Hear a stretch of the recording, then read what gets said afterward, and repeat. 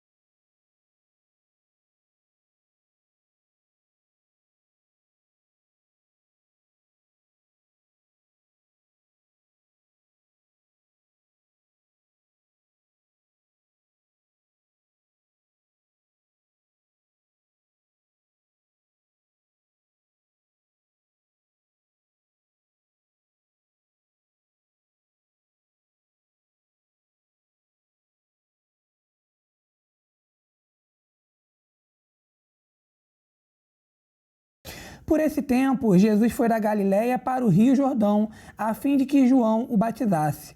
João, porém, quis convencê-lo a mudar de ideia, dizendo: Eu é que preciso ser batizado por você, e é você que vem a mim? Mas Jesus respondeu: Deixe por enquanto, porque assim nos convém cumprir toda a justiça. Então ele concordou. Depois de batizado, Jesus logo saiu da água, e eis que os céus se abriram, e ele viu o Espírito de Deus descendo como pomba, vindo sobre ele. Eis que uma voz do céu dizia: Este é o meu Filho amado, em quem me agrado.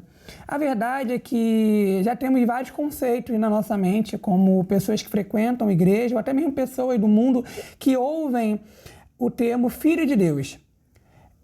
Temos ideias preconcebidas, mas muitas vezes, quando somos indagados mesmo, nós não sabemos definir, refletir e responder. O que é Filho de Deus? E o que significa Jesus ser o Filho amado de Deus, como o texto diz? E o que significa nós sermos Filho de Deus? Essa será a nossa caminhada de hoje na aula da Escola ID. E a gente vai trabalhar com a ajuda do Graham Goldsworth, que escreve um livro excelente, O Filho de Deus e a Nova Criação. Nesse livro ele diz assim: podemos compreender a ideia de Filho de Deus somente quando entendemos que ela é inseparável de toda a estrutura do reino de Deus. Filho de Deus significa o povo de Deus no reino de Deus. Antes de entendermos o que significou esse momento aqui de Jesus com João Batista, no qual ele se encontra indigno, João Batista, de batizar Jesus. Jesus diz que é necessário cumprir toda a justiça. E, por fim, o Pai declara que Jesus é o Filho de Deus. Nós temos mais dúvidas do que certezas a partir desse texto. Mas o que o Goldsworth ajuda a gente a já vislumbrar aqui na nossa caminhada é que Filho de Deus significa o povo de Deus no reino de Deus. E algo muito importante na frase extraída do livro é: Filho de Deus. Só podemos compreender a ideia de Filho de Deus somente quando entendemos que ela é inseparável de toda a estrutura do reino de Deus. Se vocês lembrarem bem, quando a gente trabalhou no módulo de criação, a gente falou que a criação que Deus havia feito em Gênesis 1 era o reino de Deus. Deus estava criando o seu próprio domínio, o seu próprio reino, e colocando o homem ali para ser o seu representante no seu reino. Então, aqui nós já iremos caminhar de volta para compreendermos que povo de Deus e em que reino de Deus esse povo se encontra. Por isso, nós vamos trabalhar também com essa tabela que vocês devem estar vendo aí, que lembre-se que ele fala justamente que é o povo de Deus no reino de Deus. Então vejam, Deus está presente com Adão em Gênesis, no Éden, que é o lugar, e o domínio que o homem exerce ali é sobre a criação. Esse povo de Deus é representado em Adão. Adão representa, na verdade, o Filho de Deus. Adão é criado à imagem de Deus, e o próprio texto bíblico de Gênesis 4 diz que Adão é o Filho de Deus. E os seus filhos foram tidos de Adão e Eva segundo a sua imagem e semelhança também. Então percebam que o Filho de Deus, em primeiro lugar, a gente vai resgatar lá de Gênesis 1, Adão. Adão no Éden exercendo domínio sobre a criação, ou seja, sendo representante de Deus na criação. É assim que nós vamos começar toda a nossa perspectiva do povo de Deus, representado em primeiro lugar em Adão. Ainda através do livro do Goldsworth, ele diz assim: isto ocorre em toda a revelação progressiva e atinge o seu alvo final na nova criação, que é a consumação de todas as coisas. Essencialmente, vemos desde o início da narrativa bíblica a criação de uma situação em que Deus governa sobre seu povo em comunhão com ele no lugar que lhes preparou. Percebam, a situação em que Deus está presente, governando sobre o seu povo, Adão, em comunhão com Adão e Eva, no lugar que lhes preparou. Qual foi o lugar? A criação, em especial o jardim no Éden. Naquele lugar, Deus se relacionava com o homem. Aquele lugar era o reino de Deus. E ali estava o povo de Deus, representado por Adão, o Filho de Deus. É como já descrevi em outra obra, o povo de Deus no lugar de Deus, sob o governo de Deus. Toda expressão do alvo da ação redentora de Deus para salvar o seu povo pode ser reduzida a este paradigma básico: Deus, seu povo e o lugar onde as duas partes se encontram e têm comunhão. Redenção está ligado a redimir, libertar, salvar. E o que o Goldsworth está falando é que toda expressão do objetivo da ação de salvar de Deus envolve o próprio Deus agindo, o povo no qual ele age e o lugar onde esse povo encontra com Deus e tem comunhão com Deus. E voltando ao que estamos trabalhando, a gente começa lá em Adão. Adão representando esse povo, estando no lugar de Deus, o Éden, o lugar que Deus escolheu para se manifestar e o lugar onde Deus escolheu que o homem exercesse o seu domínio. Porém, nós já estudamos isso no módulo da queda. Houve o juízo de Deus na queda, onde o homem, enchido pela sua autonomia, enchido pela idolatria, buscou seus próprios interesses.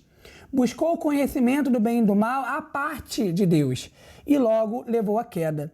Então a gente vai ter toda uma narrativa bíblica nos levando em toda a história da redenção, que é a história de Deus agindo no seu povo em lugares que Deus estabelece para ter comunhão com o povo de Deus. Vamos pensar nisso um pouco? Estamos em Adão. Deus vai fazer isso de novo parcialmente com Abraão. Deus vai apontar para um lugar. Sai da tua terra para uma terra que eu te mostrarei. Deus está apontando para um lugar onde ele quer ter comunhão com Abraão e sua descendência. Moisés é continuidade disso. Moisés está levando o povo para essa terra prometida. Mas olha que interessante. Nessa caminhada do deserto com Moisés, Deus estabelece um lugar provisório no qual ele encontraria o seu povo, no qual ele teria comunhão com o seu povo. Esse lugar é o tabernáculo, que era um templo realmente, mas não era um templo no sentido de prédio. Era uma tenda que era construída no deserto, onde Deus mandava com que o povo se estabelecesse, e o povo estabelecia suas tendas também ao redor dessa grande tenda, na qual a glória de Deus se manifestava. Era naquela tenda que Deus encontrava com o povo. Era naquela tenda que Deus, de alguma forma, estava apontando que ele queria habitar no meio do seu povo. Então, o tabernáculo serve como um lugar provisório aonde Deus encontra com o seu povo em todo esse período de peregrinação de 40 anos no deserto.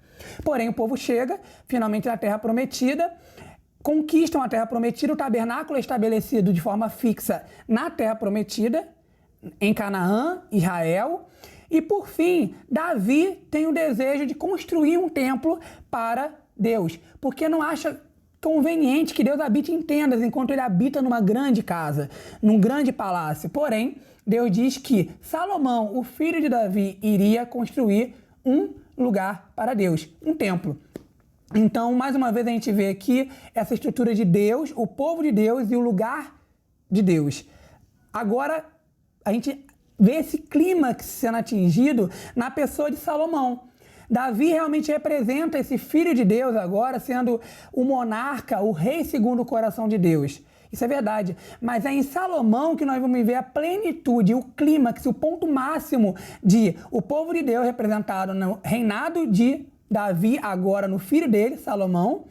Em que lugar? O templo sendo construído é o lugar onde a glória de Deus habita. E é ali na glória de Deus, na terra de Israel, onde o rei Salomão e os reis que viriam depois iriam exercer o domínio, representando a vontade de Deus em Israel, em prol do mundo, é claro, desde o princípio essa era a proposta. É interessante lembrar, não podemos deixar de lembrar disso, que a proposta de Deus com Adão e Eva era que Adão e Eva expandissem o jardim do Éden e levassem o reino de Deus a toda a criação. Assim também isso acontece com Salomão. O desejo de Deus era que o povo de Israel fosse a representação de Deus no meio da humanidade, no meio do mundo antigo. Se vocês forem olhar para Israel, Israel foi colocado de forma muito estratégica por Deus no meio do mapa do mundo antigo, para que Deus pudesse ser visto por todas as nações. E no tempo de Salomão, isso acontece como em nenhum tempo aconteceu. Você lembra da rainha de Sabá? Curiosa com o que ouvia falar de Salomão, ela foi até Israel e viu com os próprios olhos a glória de Deus na organização, no reinado, na riqueza, na sabedoria de Salomão. Porém, após Salomão, há mais um juízo por conta dos reis que governaram mal, exagerando nos impostos, pecando contra Deus, não buscando conselho da sabedoria de Deus. Então há uma divisão, há uma ruptura no reino de Israel entre reino do norte e reino do sul, e aqui haverão as invasões. A invasão da Síria no norte, primeiro, e anos depois a invasão da Babilônia no sul. E vai acontecer aquilo que a gente chama de diáspora. É a dispersão do povo de Deus entre as nações. Então a gente vê que por mais que aqui tenha acontecido mais uma vez esse Deus, o povo de Deus no reino de Deus, ou seja, o lugar que Deus escolheu, parece que ainda não havia chegado o tempo da plenitude mesmo. Por mais que isso tenha sido tão grandioso e apontado para algo ainda que não veio. E eu quero que vocês fiquem ansiosos, porque estamos caminhando para algo. Mais uma vez, vamos ter a ajuda, do Goldsworth para poder pensar nesse assunto. A história da redenção nos revela o caminho de salvação como um remédio para a rebelião humana, que nós estudamos no módulo da queda. Mas também nos mostra quão profunda foi nossa queda em Adão e a que alturas fomos elevados em Cristo. Por prover a solução, o Evangelho nos mostra a verdadeira natureza do problema. Podemos agora reconhecer a ligação vital entre Adão e Cristo, tornada explícita no título Filho de Deus. Esta ligação indica a dignidade da raça de Adão em ser criada à imagem e semelhança de Deus e em ser restaurada a filiação em Cristo. Vejam na tabela, a pessoa de Jesus chegando finalmente no cenário. Adão falhou, ele pecou com Eva e eles foram expulsos do jardim. Então Deus passa a agir na história, levando a humanidade para a redenção. Como? Separando um povo para ser o seu agente, que dominasse sobre a criação, depois dominasse sobre Israel. Só que agora Jesus chega no nosso cenário e a gente vai lembrar do texto que a gente leu. Jesus chega e ele pede para ser batizado por João Batista. E João se acha indigno, e realmente qualquer um de nós na posição de João nos sentiríamos indignos, porque estávamos fazendo o que estávamos fazendo, no caso de João batizando, aguardando a manifestação do Cristo, do Filho de Deus, do ungido de Deus. E quando Cristo chega, ele diz: por agora baixa, deixe por enquanto, porque assim nos convém cumprir toda a justiça. O que Jesus está querendo dizer? Jesus aqui está se identificando com aquele Adão que não conseguiu cumprir com a ordem de Deus no jardim do Éden. Aqui, Jesus está representando Davi, que não conseguiu ser o rei que estabeleceria o reino de Deus. Aqui Jesus está representando Salomão, que não conseguiu, mesmo na sua plenitude e com toda a sua glória, ser o rei que traria o reino de Deus. No fim das contas, Jesus está estabelecendo uma conexão profunda com Israel. Ele está se colocando na posição de Israel, que falhou até agora, seja por causa da queda, seja por causa da diáspora, e ele está se colocando como aquele que assume o lugar do Filho de Deus. Ele é o Filho de Deus em primazia. E esse título que ele carrega é um título que ele carrega nas costas toda a humanidade, principalmente representados naqueles escolhidos por Deus para serem os agentes do estabelecimento do reino de Deus na terra, que não conseguiram fazer.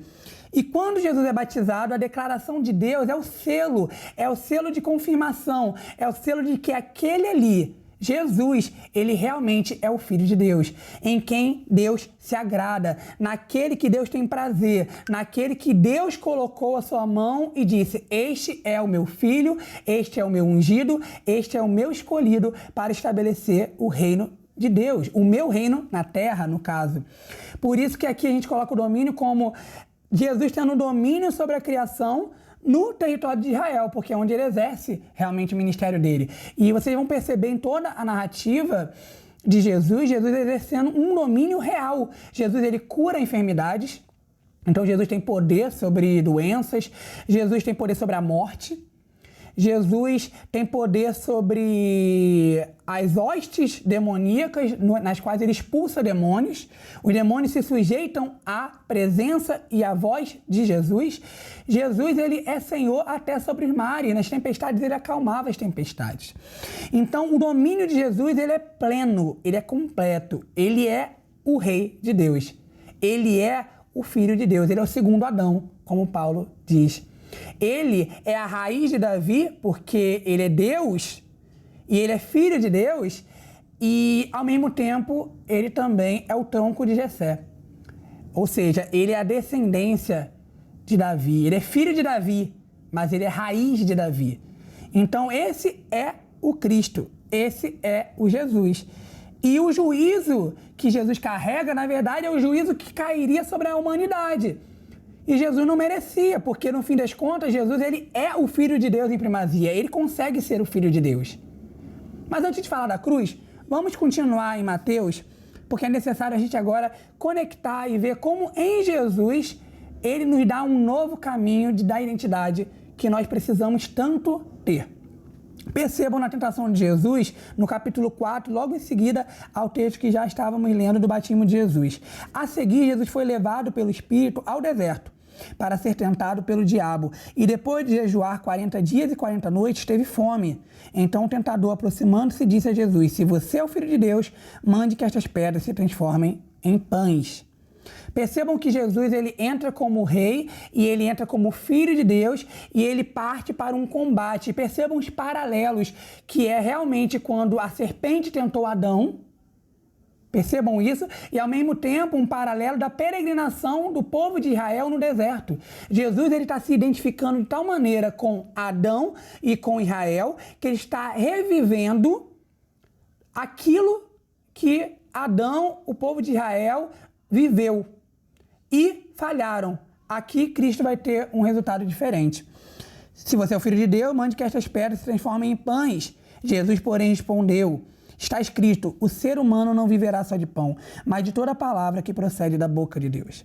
Então o diabo levou Jesus à cidade santa, colocou-o sobre o pináculo do templo e disse: se você é o Filho de Deus, jogue-se daqui, porque está escrito, aos seus anjos ele dará ordens a seu respeito, e eles o sustentarão nas suas mãos, para que você não tropece em alguma pedra. Jesus respondeu: também está escrito, não ponha à prova o Senhor seu Deus. O diabo ainda levou Jesus a um monte muito alto, mostrou-lhe todos os reinos do mundo e a glória deles, e disse: tudo isso eu lhe darei, se prostrado você me adorar. Então Jesus lhe ordenou: vá embora, Satanás, porque está escrito, adore o Senhor seu Deus e preste culto somente a ele.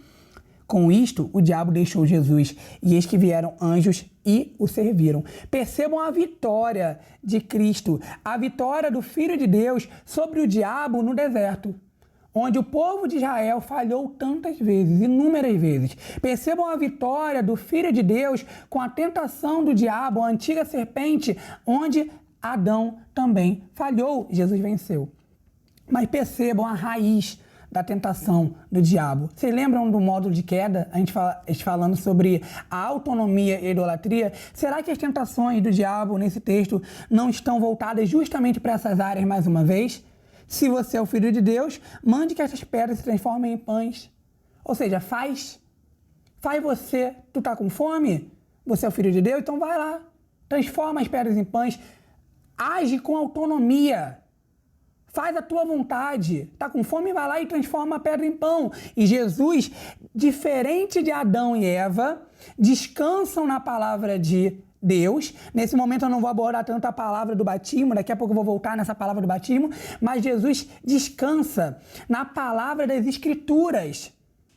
Na escritura do Antigo Testamento, naquilo que Deus falou na história do povo de Deus, ele usa Deuteronômio e diz: o ser humano não viverá só de pão, mas de toda a palavra que procede da boca de Deus. Ou seja, Jesus não está preocupado com a própria fome, ele está preocupado com a verdade de Deus. Se Deus disse que não é só de pão que vive o homem, mas da palavra que procede da boca de Deus, eu estou satisfeito com a palavra que ele me deu. Ou seja, Jesus abandona qualquer indício de autonomia, qualquer tentativa de agir por si mesmo. Não, ele descansa na palavra de Deus. O diabo ainda leva Jesus à cidade santa, Jerusalém. Coloca ele sobre o pináculo do templo e diz: se você é o Filho de Deus, jogue-se daqui, porque está escrito, aos seus anjos ele dará ordem a seu respeito. E eles sustentarão nas suas mãos, para que você não tropece em alguma pedra. A verdade é que é difícil separar aqui a autonomia da idolatria. Toda hora Satanás está fazendo com que Jesus volte a olhar para si, para o ser conhecido, para o ser visto, para o ser adorado, no fim das contas. E Jesus, ele abandona qualquer indício de autonomia, de fazer as coisas do jeito dele, voltado para o seu próprio eu. Não, ele está sempre se voltando para Deus. Não há autonomia e idolatria no Filho de Deus, não no Cristo. E por fim, o diabo diz, levando ele para um monte muito alto, mostra todos os reinos do mundo e a glória deles, e disse: tudo isso lhe darei, se prostrado você me adorar. E Jesus lhe ordena: vá embora, Satanás, porque está escrito, adore o Senhor seu Deus e preste culto somente a ele.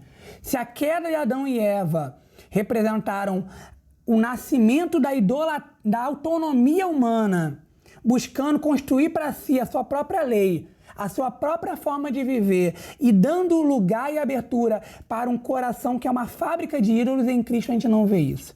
A gente vê em Cristo a adoração única e exclusiva a Deus, o seu Pai, que disse que ele é o Filho de Deus. Cristo não duvida da palavra de Deus em nenhum momento e não idolatra os ídolos desse mundo, a riqueza desse mundo, a glória desse mundo. Não, ele descansa na palavra soberana do seu Pai, Deus. E percebam, a gente começou falando sobre como é interessante, como na história da humanidade, nós nos definimos a partir das nossas tribos, da nossa história, da nossa cultura, dos nossos pais, e hoje em dia dos nossos sentimentos, no que a gente faz, no que a gente tem. E eu queria que vocês pensassem comigo no momento que Jesus chama os seus discípulos, ainda no capítulo 4, no versículo 18, caminhando junto ao mar da Galileia, Jesus viu 2 irmãos, Simão, chamado Pedro, e André. Eles lançavam as redes ao mar, porque eram pescadores. Jesus lhes disse: venham comigo e eu os farei pescadores de gente. Então eles deixaram imediatamente as redes e o seguiram. Pouco mais adiante, Jesus viu outros 2 irmãos, Tiago, filho de Zebedeu, e João, o irmão dele. Eles estavam no barco em companhia de seu pai, consertando as redes, e Jesus os chamou. Então eles, no mesmo instante, deixaram o barco e seu pai e seguiram Jesus. Percebam que o chamado de Jesus, a gente às vezes lê o venham comigo, mas é o vinde a mim, que é muito interessante, né? Vinde a mim, vem a mim. É o vem a mim, o ponto de Jesus aqui, vem a mim. Eu não vou levar vocês para um lugar somente. Eu quero que vocês venham a mim, porque está em mim a verdadeira identidade de vocês. É isso que Jesus quis dizer para os discípulos naquele momento, e é isso que Jesus diz para nós hoje. É em Jesus que nós encontramos nossa verdadeira identidade. Não na nossa cultura, na nossa história, na nossa aldeia, na nossa família. Percebam que quando Jesus chamou João e Tiago, esses estavam no barco com seu pai. E o texto diz que, então, eles no mesmo instante, que instante? O instante que Jesus chamou eles, deixaram o barco, o trabalho deles, e o seu pai, e seguiram Jesus. Eles abandonaram qualquer senso de identidade externa e buscaram em Jesus uma nova identidade, um novo sentido para a vida deles. E voltando ainda ao texto da tentação de Jesus, percebam que as tentações do diabo, elas estão totalmente ligadas com aquilo que nós acabamos por nos definir nos tempos modernos. Quando o diabo diz, se você é o filho de Deus, o diabo está colocando em xeque a palavra de Deus. Vocês lembram no modo de queda que a gente falou? Que o que Deus disse, a serpente perguntou para Eva. E Eva deu a resposta dela. Disse que não deveríamos comer nem tocar no fruto, porque no dia que comêssemos ou tocássemos, morreríamos. E a serpente diz, certamente não morrerão. Vocês não morrerão, é certo que vocês não morrerão. Deus está preocupado, Deus está com medo que um dia que vocês comam, vocês se tornem semelhantes a Deus. Ou seja, Satanás, na serpente do Éden, lança dúvida no coração de Eva, sendo que aqui o diabo tenta a mesma coisa com Cristo. Se você é o filho de Deus. Mas peraí, lá no versículo 17 do capítulo 3, uma voz do céu dizia, este é o meu filho amado em quem me agrado. Percebam que a tentação é a mesma. O diabo está colocando em xeque a palavra de Deus. A palavra de Deus para Adão e Eva no jardim. E agora a palavra de Deus para Cristo no batismo. Se você é o filho de Deus, transforma essas pedras em pão. E Jesus, ele não se coloca numa posição de aceitar essa tentação porque ele lembra da palavra de Deus. E a palavra de Deus é, você é o meu filho amado em quem eu me agrado. E a palavra de Deus é tão suficiente para Jesus que ele não precisa fazer alguma coisa para ser o filho de Deus. Vocês estão entendendo essa tentação? Se você é o filho de Deus, faz. Ou seja, faz alguma coisa que comprove, mas Jesus não precisa fazer nada. Porque, olha lá no batismo, o que Jesus já havia feito? Jesus havia curado alguém? Não. Jesus havia ressuscitado alguém? Não. Jesus havia expulsado algum demônio? Não. Acalmado alguma tempestade? Não. Jesus não havia feito nada. Mas o Pai havia dito, você é o meu filho amado. Não é pelo que a gente faz, não é pelo que Cristo fez, mas é porque ele é o Filho de Deus. Então, quando o diabo diz, faz, transforma a pedra em pão, Jesus não precisa disso, porque ele recebeu a declaração do Pai, e ele confia na declaração do Pai, não no que ele faz para ser filho de Deus. Então, em primeiro lugar, nossa identidade não é definida pelo que nós fazemos, mas nossa identidade é definida pela palavra que Deus colocou sobre Cristo e que nós recebemos por adoção. Essa é a nossa segurança. Essa é a nossa segurança no Evangelho de Cristo. Percebam que logo em seguida o diabo leva Jesus para o pináculo do templo em Jerusalém e diz, lança-se daqui, porque Deus enviará os anjos, dará ordem a seu respeito e eles sustentarão a seus irmãos. Ou seja, as pessoas vão ver Deus sustentando você. As pessoas vão ver Deus enviando os anjos.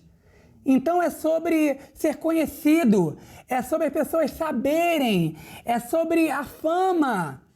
E Jesus, ele não se deixa pestanejar. Se você é o filho de Deus, mais uma vez o diabo diz, e Jesus diz, não põe à prova o Senhor, seu Deus. Ou seja, mais uma vez, Jesus descansa na afirmação de que tu és meu filho amado. E ele não precisa aparecer para as pessoas. Não é sobre mostrar para as pessoas o que eu sou.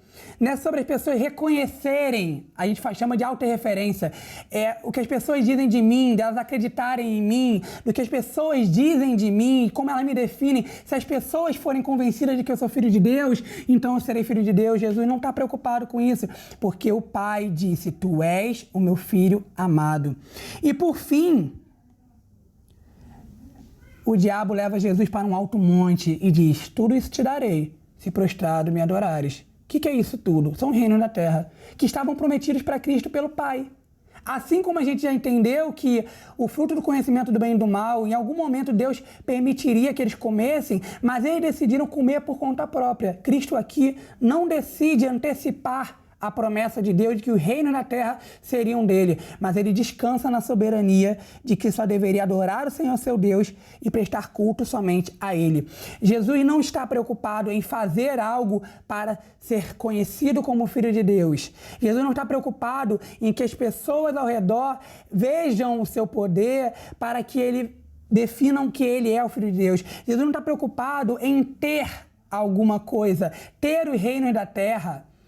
Não é sobre ter, não é baseado no que eu tenho, é baseado na declaração do Pai de que ele é o Filho amado de Deus. Caminhando para a conclusão, eu queria que vocês pensassem em como nós nos definimos a partir dessas coisas. Nós nos definimos a partir do que nós fazemos, a partir do que nós temos, a partir do que as pessoas dizem de nós e muitas vezes não percebemos que há uma declaração de Deus sobre Cristo que nos alcança por adoção. Percebam ainda no livro do Goldsworth, quando ele diz, o clímax da criação original é a humanidade com Adão como filho de Deus, criado à imagem de Deus, à sua semelhança. O padrão da história bíblica e a prefiguração do novo céu e da nova terra estão presentes na criação original. O relato da criação não é, portanto, apenas sobre a vinda à existência do universo físico e dos seres viventes. Ele estabelece realmente a estrutura do reino de Deus. Ou seja, qual é essa estrutura? O povo de Deus habitando com Deus no lugar que Deus lhes preparou, sujeitando-se ao senhorio de Deus e refletindo isso em seu domínio sobre a criação. Lembremos-nos do que a criação que Deus qualificou como muito boa, em Gênesis 1:31, era a criação material que incluía seres vivos que tinham corpos materiais. Através do nosso quadro, a gente consegue ver que Jesus, em Israel, agora Deus encarnado, e também se identificando como Filho de Deus, carregando sobre si o Filho de Deus Adão, o Filho de Deus Israel, e dentro de Israel os reis Davi, Salomão e todo o povo de Israel, agora ele se identifica e finalmente ele vence aonde todo o povo de Deus falhou. Na queda, na diáspora, agora Cristo na cruz, ele carrega toda a culpa, toda a falha do povo de Deus, como filho de Deus, e leva a culpa no nosso lugar, da humanidade e do povo de Deus que falhou. E através da cruz e de sua ressurreição, porque esse é o último juízo lançado sobre Cristo, a fim de que o juízo em Cristo agora nos desse a graça de uma nova identidade. Sim, a graça, porque essa identidade, como eu já falei, não é baseada no que nós fazemos, não é baseada no que nós temos, não é baseado no que nós sentimos, não é baseada no que dizem de nós. Não, essa identidade é um presente de Deus para você, em Cristo Jesus, porque Cristo conquistou para nós a filiação. É por isso que a palavra diz que nós somos filhos adotados, adotados em Cristo Jesus. Cristo é o Filho legítimo de Deus. Nós não temos legitimidade de sermos filhos porque nós pecamos contra Deus. Porém, em Cristo Jesus, nós recebemos a nossa nova identidade, de nova criatura, filhos de Deus, filhos adotados de Deus. É por isso que nesse quadro nós temos ainda Deus, o povo de Deus sendo a igreja, ou seja, o povo de Deus reunido agora em Cristo Jesus. Em que lugar? Em qualquer lugar do mundo. Em qualquer lugar do mundo, da criação de Deus, Deus se encontra conosco e Ele exerce através de nós, porque ao andar com Jesus, você lembra do chamado de Jesus? Vem a mim. Ao andarmos com Jesus, a imagem de Deus, a qual Ele nos deu na criação e que foi corrompida, manchada na queda, agora ela é restaurada na nossa caminhada com Jesus. Toda a nossa estrutura humana que havia caído em Cristo Jesus, ela é restaurada para que possamos ser filhos de Deus com Cristo, o Filho de Deus. Ou como a Escritura diz, o nosso irmão mais velho. Que honra! E o domínio agora como representante de Deus, com a imagem de Deus tendo havido sido restaurada em nós, o domínio nós exercemos sobre a nova criação no mundo. É um já e ainda não que nós vamos falar no nosso próximo módulo, mas agora a igreja no mundo exerce domínio sobre a criação caída, buscando antecipar a realidade de uma nova criação, a qual nós falaremos mais para frente. Por fim, nós concluímos com ainda uma extração do Goldsworth, do seu livro, onde ele diz que em Gálatas 4:6 é essencial a nossa teologia de oração por descrever a oração como atividade dos filhos de Deus. Fala da soberania de Deus em enviar o seu Filho, Jesus, e como resultado disso somos adotados como filhos. A lógica de compartilhar este status de filiação com Jesus é que Deus envia o Espírito do seu Filho ao nosso coração e por isso somos capazes de nos dirigirmos a Deus como nosso Pai. O que, em outras palavras, ele quer dizer é que Cristo, ao ser enviado por Deus como o Filho, se identificando com o povo de Deus que falhou, com Adão, com Davi, com Salomão, ele nos dá a garantia da adoção. Somos filhos de Deus adotados em Cristo Jesus. E aquela palavra que Deus disse para Jesus, este é meu Filho amado, em quem me agrado, ela agora repousa sobre nós. Essa é a nossa nova identidade. E eu queria que você pensasse, porque a oração agora é justamente aquilo que a gente falou. É Deus, o povo de Deus, no lugar que Deus preparou para que houvesse comunhão. E agora o Espírito Santo, o Espírito de Cristo, ele habita em nós de maneira que podemos nos dirigir a Deus como o nosso Pai. É por isso que nós clamamos Abba, Pai. Ou seja, temos comunhão com Deus. Nos relacionamos com Deus agora no mundo de Deus. É aqui que ele quer estabelecer o seu reino através do relacionamento dele comigo, agora, Filho de Deus, nova criatura em Cristo Jesus. E mais uma vez, eu queria que você pensasse. Você tem se definido a partir do que você faz, do quão grande é o seu êxito, do quão você consegue fazer as coisas no seu dia? Se for, eu quero que você pense que se a sua identidade depende do que você faz, do que você tem, você vai ficar constantemente vivendo para cima e para baixo, para cima e para baixo. Vai ser uma identidade inconstante. Vai ser uma identidade inconstante, sempre variando, e às vezes bem, às vezes mal. Porém, quando a nossa identidade repousa no fato de que nós somos filhos amados de Deus, nos quais Ele tem prazer, não pelo que nós fazemos, não pelo que nós sentimos, não pela família que nós temos, não pela cultura em que nascemos, não pelo que temos, se temos muito, se temos pouco, mas naquilo que Jesus é, o Filho de Deus. E naquilo que Jesus fez, morreu em nosso lugar. Então, nós temos convicção e certeza de que somos amados em tudo que nós vivemos, fazemos, temos ou não. No fim das contas, Deus é o nosso Pai e nós somos os seus filhos.